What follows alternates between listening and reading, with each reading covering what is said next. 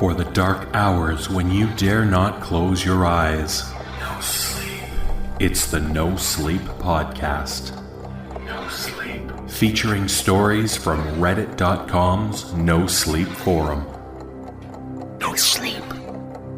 Join us as the sleepless hours tick past. Our first tale is entitled The Stairs and the Doorway, written by Eric Dodd and read by David Cummings. I don't feel like I'm a nosy person. No more nosy than the next guy. I just have what my ma would call an unhealthy amount of curiosity. I was the kid who climbed to the top of the big oak in the backyard just to see what was in the crow's nest. I was the kid who dug a hole in the backyard so deep that I hit groundwater because I was convinced there was a cave under the house and I wanted to see it. To see. My folks aren't dirt poor, but they're pretty close. They're part of that missing middle of America, the people who work 40 hours a week until they die, with no savings to speak of. I got my first job at a horse stable when I was 14. It didn't last very long. I knew I needed to get a job because I knew we needed the money, so I bounced around for the next few years, washing dishes, waiting tables, until I graduated high school. Pop was really tough on me about college. He never went. Nobody in his family had. So there were a few fights about where I would go after school. It was a huge shock to me when, just after graduation, he drove me down to the uni. He'd been classmates with the dean, and they'd come up with an arrangement where I'd get a full scholarship, provided I made good grades and worked for the university. I never felt like a scholar. In high school, I kept my head down and did enough to get by, pulling off B's and a few C's. I wasn't interested in learning because learning wasn't interesting. Uni was different. I took mainly core classes, math, English, history, and science, but they were fascinating. For one thing, nobody cared if I showed up or not. It was entirely up to me to succeed, so I did. In exchange for my education, I worked security and did some light maintenance duties. Maintenance was a no-brainer. I've always been handy, and most of the fix-it jobs were the type that could be solved with a liberal application of WD-40 or elbow grease or both. Security was a different story. Security gave me superpowers. The job itself was pretty easy. I got a uniform, a badge, a flashlight, and Ma gave me some keychain mace for my birthday. No, I didn't get a gun. They weren't allowed on campus anyway. I worked mostly nights and weekends, and doubles during long holiday breaks.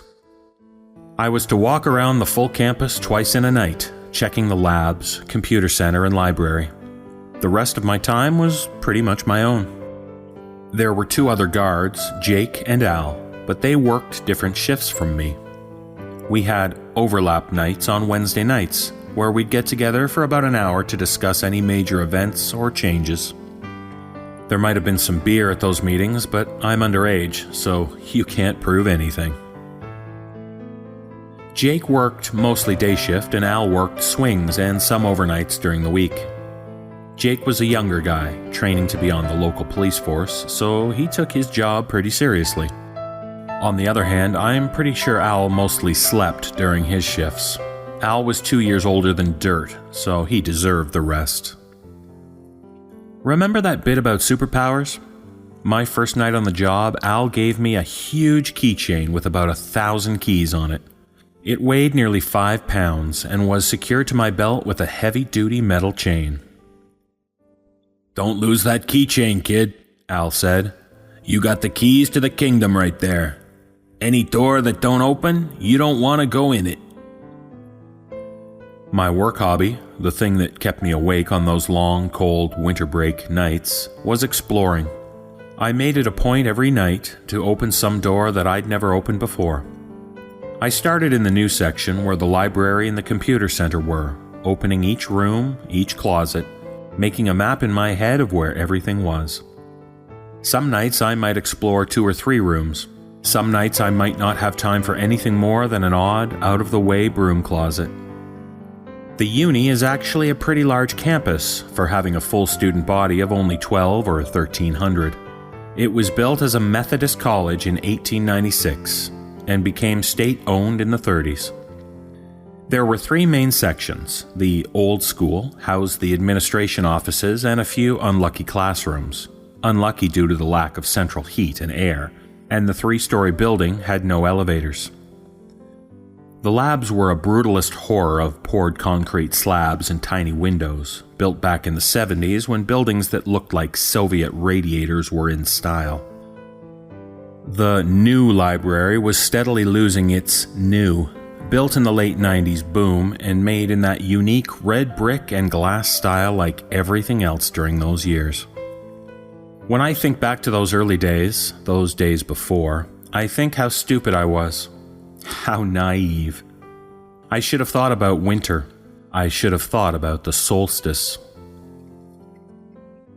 By December of my sophomore year of college, I had cleared every room in the new library. I had opened every door, checked every closet, and had a good mental map of the whole building. It was, ultimately, pretty unimpressive. I found no buried treasure, no secret stash of missing computer supplies cached in a forgotten closet. I did find a small, sweaty stack of bad porno mags in a supply closet in the basement level. Wicked, wicked cowgirls. Who was I to judge? December is a slow time for the uni. After the mad rush of finals, the campus was suddenly deserted. The remaining few staff seemed lost. The building stood silent and dark in the thin winter breezes.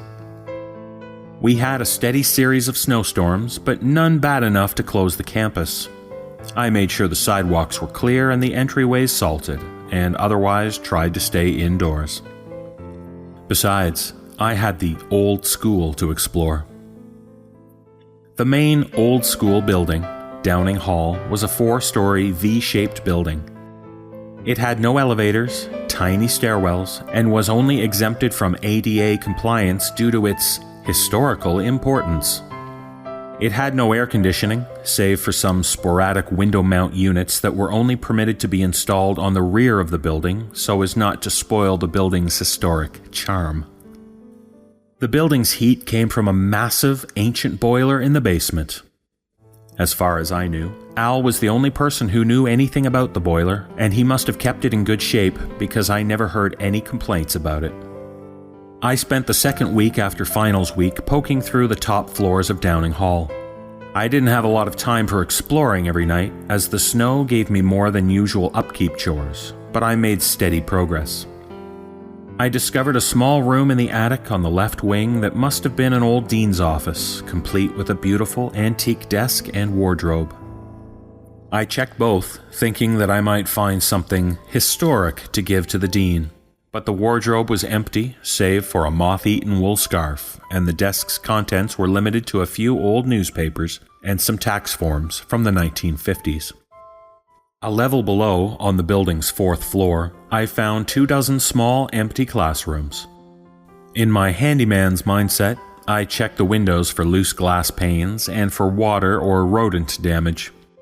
I fully expected to see rat droppings, or at least some insect damage, but I found none. The 2nd and 3rd floors were much the same, except the rooms on the rear of the building were air-conditioned and thus actively used for classes when the school was in session. The main floor was administration, and included the dean's office. I thought it wise not to snoop around in my boss's office, or in payroll, so I skipped a lot of these rooms. I made my way to the stairwell to the basement, used my superhero keychain, opened the heavy door, and went down. The basement of Downing Hall was different from that of the new library. For one thing, it was a lot more cramped. The hallway was narrow and the ceiling was low, with doorways leading off at regular intervals. I checked every room, flipping the old 2-button switches to on, using my flashlight in the dark corners. I had carried a few packs of spare light bulbs, the fancy new CFC bulbs, in my satchel, thinking to replace any that had burned out, and save the environment while I was at it. The little rooms mostly contained junk. Spare desks, filing cabinets full of 40 and 50-year-old papers, old holiday decorations, and so forth, lit by naked hanging bulbs. I'm not an imaginative kind of guy. I guess I'm pretty smart. I'd made straight A's in my college courses. It never occurred to me to be scared. I didn't think, I'm alone in a creepy old basement. This was my place, my job, my hobby, and it all seemed so normal. By the night of the 20th of December, I had made my way to the boiler room. The furnace was a massive monstrosity of iron and rivets, pipes and gauges. It was hellishly hot in that room and equally loud. It was, however, neat and very clean. Al kept it that way because he said, "A clean boiler lets you get more shut-eye." The furnace had been converted from coal to gas at some point, but the soot had stained the walls of the room and the old coal chute still opened in one of the corners. I had no intention of giving the boiler room more than a glance. I'd been there dozens of times and there was nothing to see, just a workbench and the furnace itself, when I noticed a small door to the back and left behind the furnace. That's weird, I thought to myself. I had never seen that door before. But then again, I had never stood in that particular spot beside the workbench, and I had never really looked. The door was smaller than a normal door, maybe 5 feet tall, painted in the same non-color drab gray-brown of the walls, and was made of metal, just like the other doors in the basement. I went over to the door and touched the handle. I think the body knows sometimes when things are wrong. Have you ever had that feeling like you're being watched? When you know you're totally alone and nobody can see you, but you feel eyes on you? Have you ever gone left instead of right because you got a feeling that you just shouldn't go to the right today? It didn't work that way for me. When I touched that doorknob, nothing felt any different. My head didn't hurt, my neck hairs didn't stand up, and I didn't hear an inner voice saying, "Don't do it." The doorknob turned, but the door wouldn't open. I looked more closely and saw a small keyhole. I checked my magic keychain and found 3 possible matches. Struck out on the first 2, and the third worked, of course. The hinges squealed like they hadn't been used in a long time. Decades. My handyman instincts noted it. "WD-40, I mumbled. I hauled open the door and stepped through into another small, cramped hallway. The light switch worked, and the single bulb blew with a crack. Damn it. My hackles did raise then. I flicked on my flashlight and quickly swapped out the hallway bulb with a new one. I looked around and saw this hallway was narrow, straight, and ended a few yards away at another door. That door opened easily onto another stairway. "What the hell?" I said. Nobody had ever mentioned a sub-basement for this building. The hairs on the back of my neck were still standing out. I shook it off as nerves from the blown bulb and walked to the stairwell. It was a standard stairwell and looked pretty much the same as the others in the building. I walked to the bottom and met another door. I pushed through it to see another long, narrow hallway with doors leading off to either side at regular intervals. The first door to my left was unlocked and opened fairly easily onto a storage closet. There were stacks of late 60s era books, a few desks, and a decaying mop in its bucket. The door across from it was unlocked, but did not open so easily. I hauled the door open to find a larger room that looked to have been used as a classroom. There were desks, a blackboard, anatomical diagrams, and posters on the walls. Everything was covered in an inch of dust and appeared to have not been touched in a long time. Why would anyone put a classroom down here? I mumbled to myself. How would they even convince students to get down here in the first place?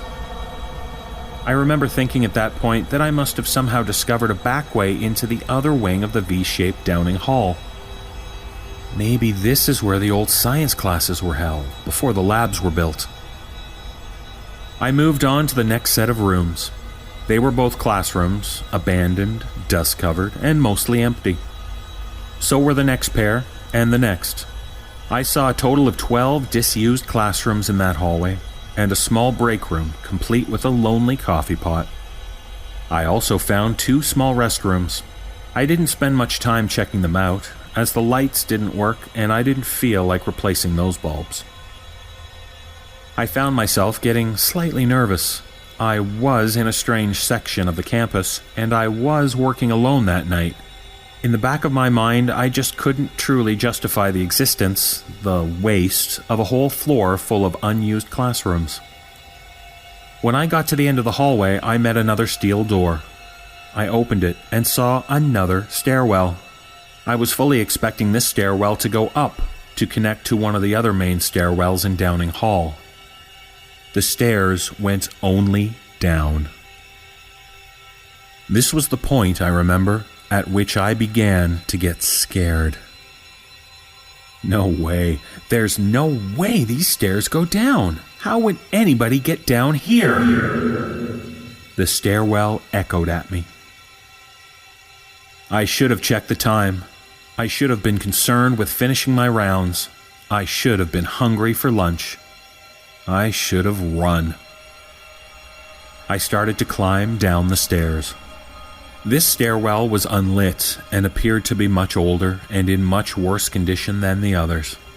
It was also longer, much longer. After a few minutes of walking down the steps, I began to count them. At every 12 steps, there was a small landing, a turn, and another set of steps. Down. After 10 landings, I reached another door. It was unlocked and opened easily. The hinges squealed, and the echoes died like lost things in the dark. I groped against the left wall for a light switch, and there was none. I checked the right, and the wall was equally smooth. I cast the flashlight around, but saw nothing. Nothing forward, nothing to either side, and nothing above. I snapped my fingers, listening for the echo. I may or may not have heard one. I slowly came to realize that the room into which I had entered was enormous, cavernous, possibly the biggest room I had ever physically experienced. I shrank back to the doorway for a moment.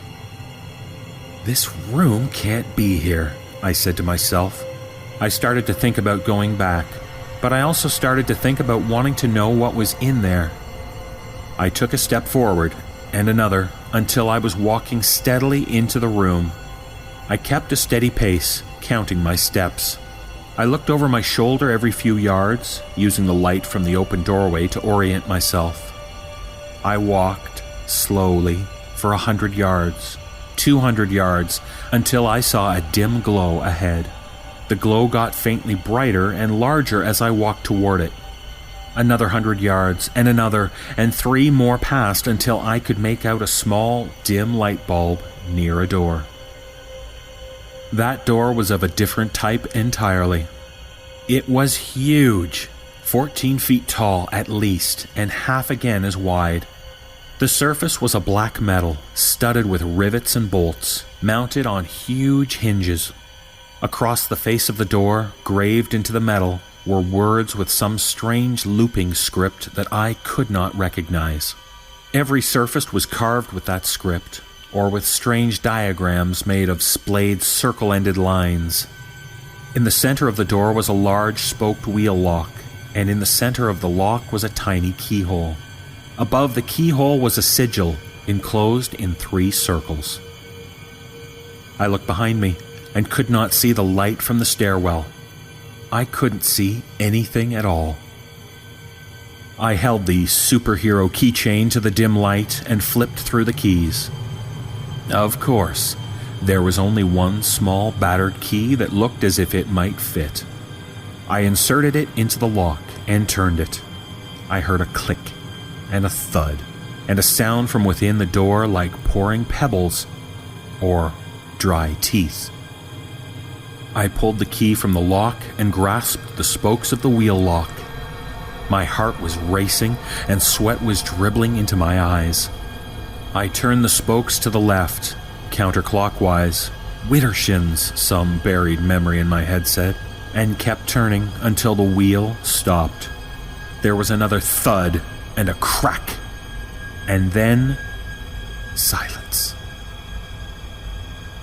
The darkness behind me no longer felt empty. In fact, it felt positively crowded, as if I had an audience watching me.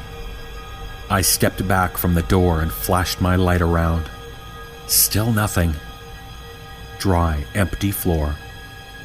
I turned back to the door, grasped the large cast iron handles, and pulled. Nothing. I tried harder, putting all my weight into the pull, and at the last moment, at the end of my strength, I heard another crack, and the door groaned open on a draft of cool, stinking air. The smell was heavy, moist, and musky. I had a flash memory of my mother taking me to the zoo as a child and the smell of the cat house with the lions. At the thought of the lions, I let go of the handles and stumbled back a bit. I carefully shone my light into the yawning black crevice of the open door.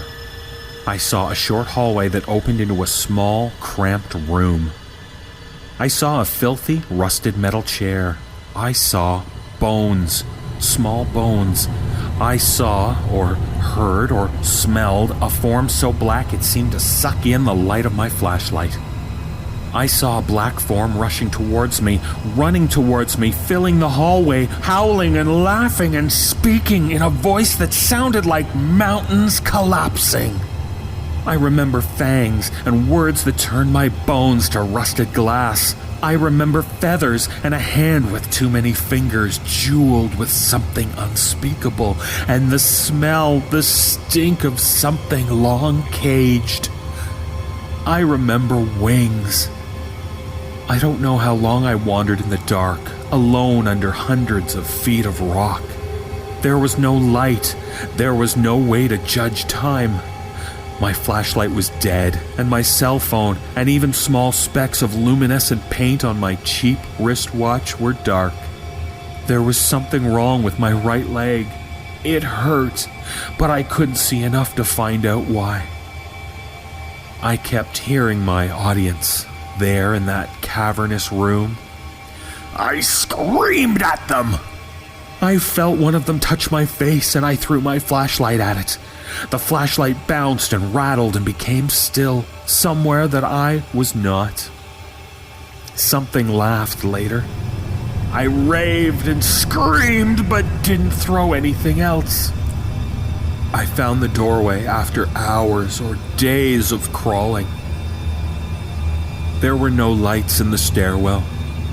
After years of climbing, I crawled into that first forgotten hallway.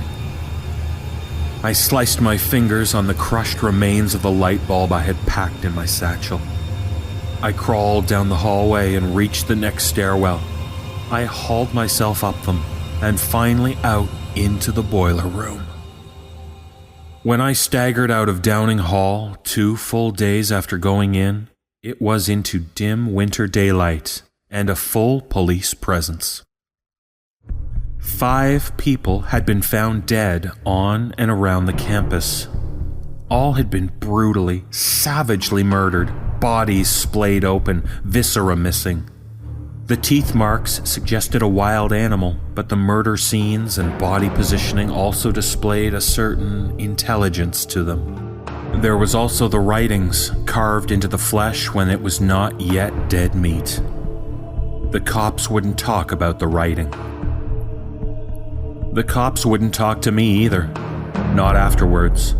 When they first saw me stumble out into the daylight covered in blood, they assumed I was the perpetrator.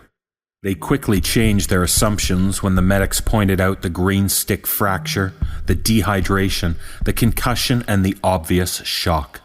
The cops asked a lot of questions, and I answered as best as I could. I told them about the door in the boiler room. They couldn't find it. They showed me the bare, smooth wall from where I had crawled, dazed and broken. My tracks stopped at that wall.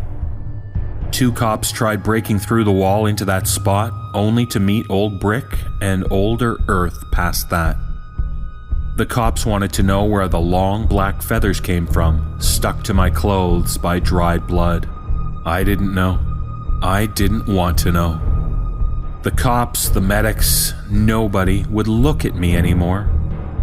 The scars on my face, the deep, gouged out writing, was not a sight that most would want to see. I was marked. Whatever I had let out, whatever had killed and eaten 5 people, and a week later 6 more, had marked me as a friend.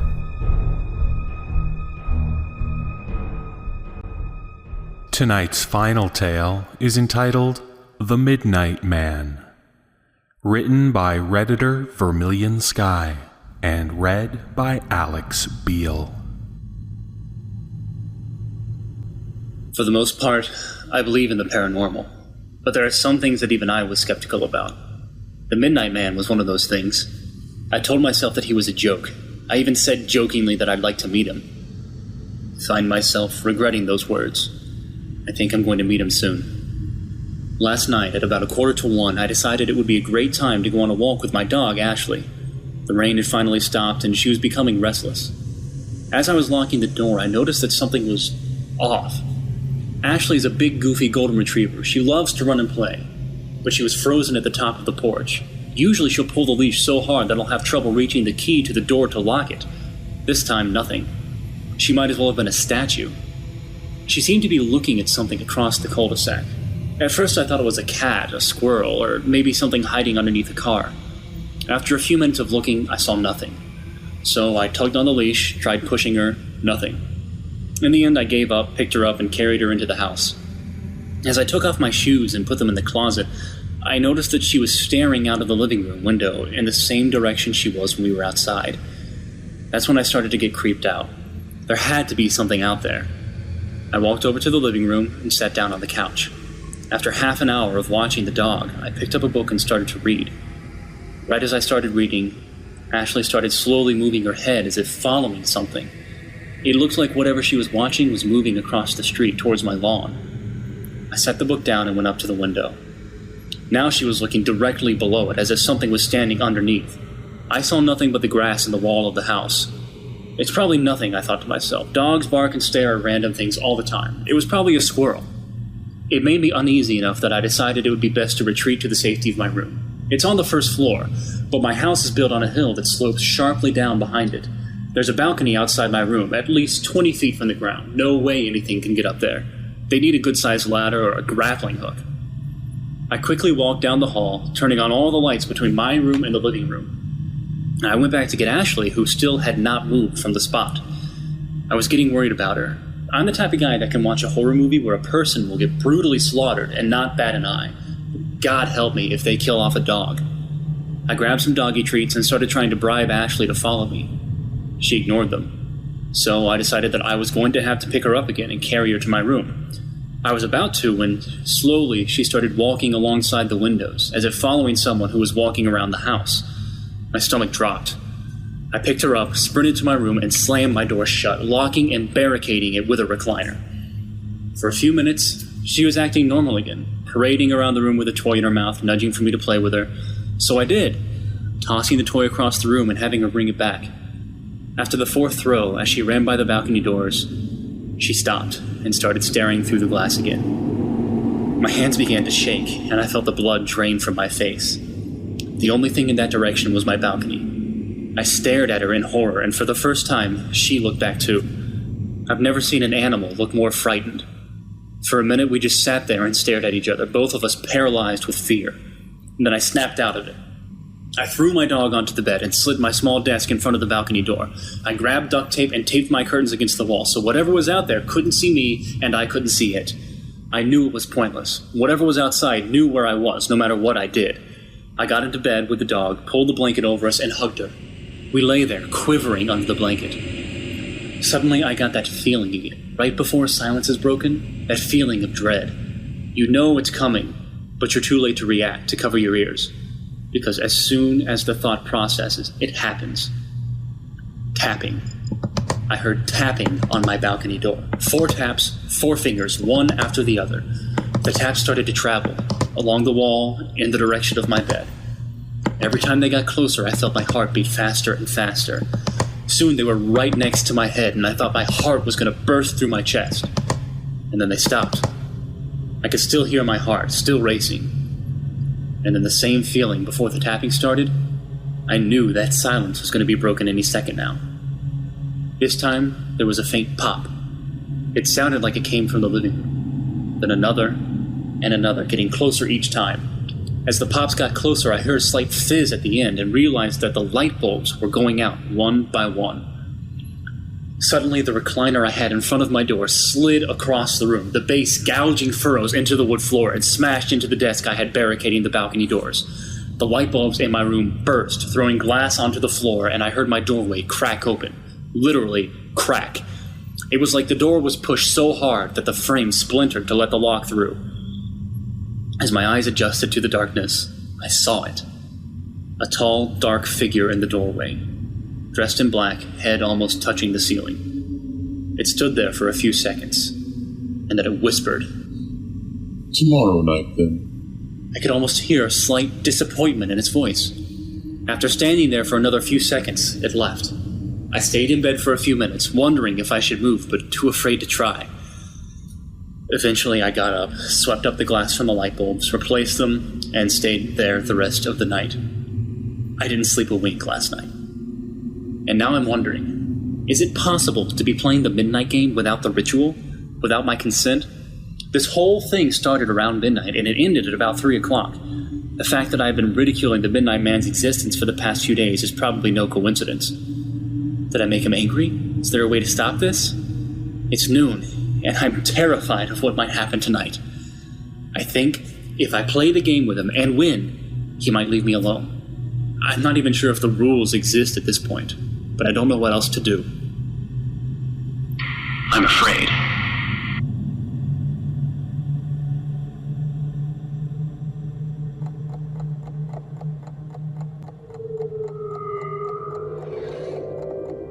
Our sleepless tales have come to an end.